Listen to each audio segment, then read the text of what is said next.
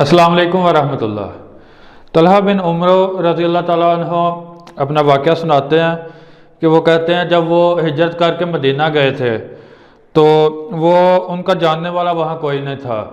तो कहते हैं कि मदीना में ऐसे होता था कि जिस बंदे का जानने वाला कोई नहीं और वो हिजरत करके आया है तो उसके साथ ऐसे होता था कि वो असहाबे सुफ़ा के साथ रहता था। असहाबे सुफ़ा में कुछ लोग थे जो नबी अलैहिस्सलाम के पास इल्म हासिल करते थे और मस्जिद नबवी में एक हिस्सा में रहते थे, तो उनका अपना घर नहीं होता था। तो जैसे आजकल समझ लें मदरसे में बच्चे तालीम हासिल करते हैं तो वो उधर ही रहते हैं, इस तरह वो कुछ लोग होते थे।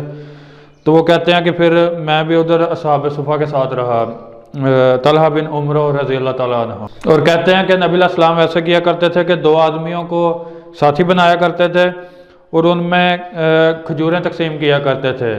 एक फ़िक्स मकदार में नबी अलैहिस्सलाम उन्हें खजूरें दिया करते थे दो दो बंदों को, तो वो खजूरें वही खाया करते थे।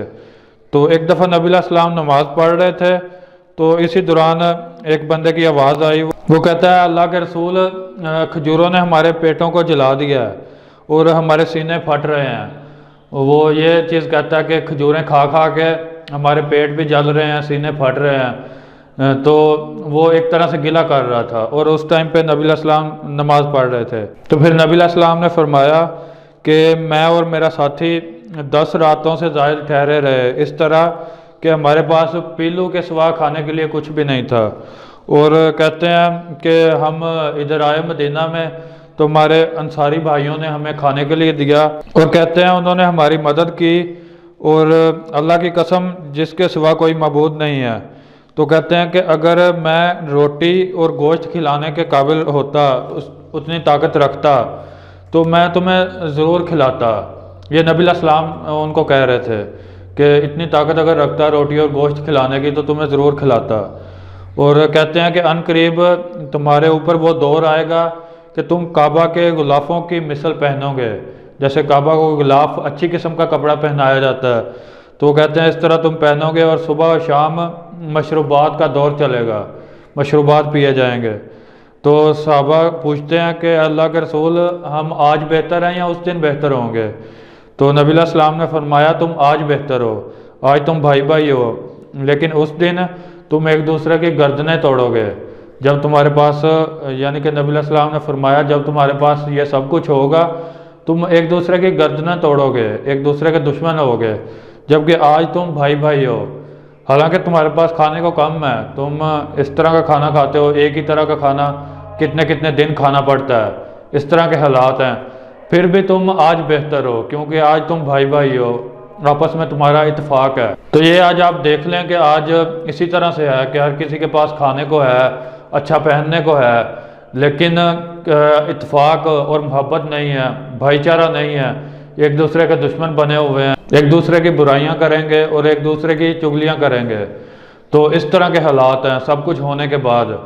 तो ये नबी अलैहिस्सलाम की बात सच है, उन्होंने हक फरमाया था कि उस दिन बेहतर नहीं होंगे कि सब कुछ होगा लेकिन एक दूसरे की गर्दनें तोड़ोगे, एक दूसरे के दुश्मन होगे, जबकि आज तुम भाई भाई हो। तो ये आज सब कुछ होने के बाद है, हर किसी के पास अच्छी चीज़ें हैं, खाने को अच्छा है। वो अलहदा बात है कि किसी के पास बहुत अच्छा होता है तो वो दूसरा जो उससे कमतर है वो उसको देखता है और वो कहता है कि मेरे पास उस तरह का नहीं है, वो अपने आप को खुद ही एहसास कमतरी का शिकार रखता है। लेकिन फिर भी हर किसी के पास खाने को भी अच्छा है और पहनने को भी अच्छा है, और अगर कमी है तो वो सिर्फ इत्तेफाक की है, आपस में प्यार और मोहब्बत की है, एक दूसरे के साथ भाईचारा नहीं है, सिर्फ कमी इस चीज़ की है। तो ये मैं समझता हूँ कि ये नबी अलैहिस्सलाम की बात सच हुई है।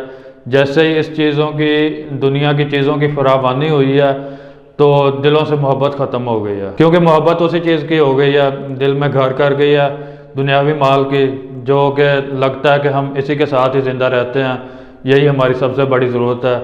तो ये फरावानी भी हुई है लेकिन इससे मोहब्बत बढ़ती गई। हालांकि होना तो ऐसे चाहिए था कि अगर माल ज़्यादा है, फरावानी हो गई है, तो फिर इस तरह से होना चाहिए था कि बंदा सोचे कि अब तो ज़्यादा है, अब बंदा किसी और को दे दे, किसी के साथ ताल्लुक़ अच्छा हो जाएगा, उसका हम एहसास करेंगे, उसके साथ भलाई का मामला करेंगे। تو تعلق بھی اچھا ہوگا. تو اس طرح سے نہیں ہے.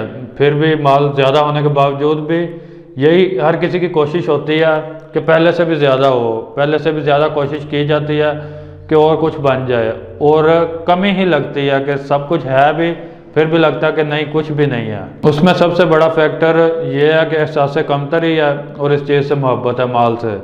تو مال سے محبت بڑھتی جائے گی تو ایک دوسرے کو دیکھ دیکھ کے جس کے پاس مال زیادہ ہے اس کو دیکھ کے بندہ یہی کہے گا کہ میرے پاس تو ابھی کم ہے، ابھی اور کچھ بنانا ہے میں نے.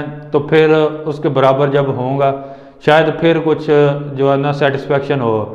لیکن وہ علیحدہ بات ہے کہ سیٹسفیکشن پھر بھی نہیں ہونی، پھر بھی یہی ہونا کہ جو اس سے اوپر ہے اتنا پھر بنانا ہے. اور نبی علیہ السلام کی بات سچ ہونی تھی، جو انہوں نے فرمایا تھا وہی سچ ہوا ہے. اسی طرح کا دور آیا ہے. تو یہ تھا طلحہ بن عمرو رضی اللہ تعالیٰ عنہ کا واقعہ. انہوں نے اپنا واقعہ سنایا اور اس میں نبی علیہ السلام کی حدیث بھی انہوں نے ذکر کی. جب وہ ہجرت کر کے گئے تھے مدینہ میں تو وہاں کا اپنا انہوں نے واقعہ سنایا. تو انشاءاللہ نیکسٹ ویڈیو کے ساتھ ملیں گے. السلام علیکم ورحمۃ اللہ.